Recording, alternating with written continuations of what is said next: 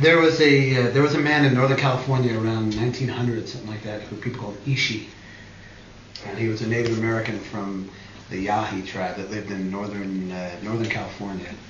Anyway, this is about 30, 40 years after the Indian Wars were over in the United States, and pretty much all the Native Americans had either been put on a reservation, murdered, or integrated somehow into the culture. And he stayed out of that whole thing. He was able to, by being in hiding for 40 years, he hid in the canyons off of a mountain called Mount Lassen, a volcano in Northern California, for 40 years with like 3 other people.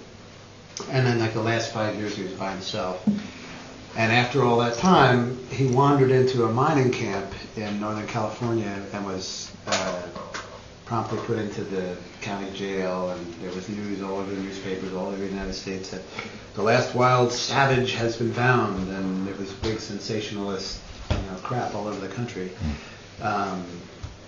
But what ended up happening was a anthropologist from San Francisco heard about him and came up there and got him and brought him back to San Francisco, and he lived out his last 5 years in the Anthropology Museum in San Francisco, kind of as an exhibit, which is kind of crazy. I mean, it's kind of insult upon injury.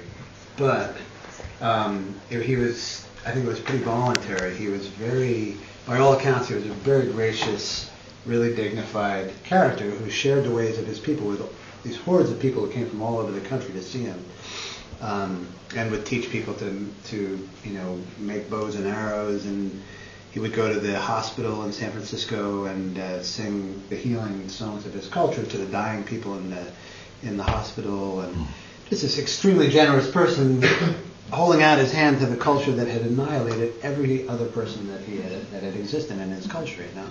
So I found him to be I just think he was really just an impressive human being.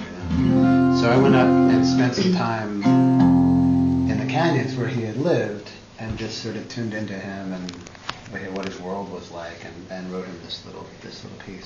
And I've been playing it with lyrics. I wrote the thing instrumentally and recently wrote lyrics to it, but I'm going to play an instrumental version of it because you guys heard the lyrical version. So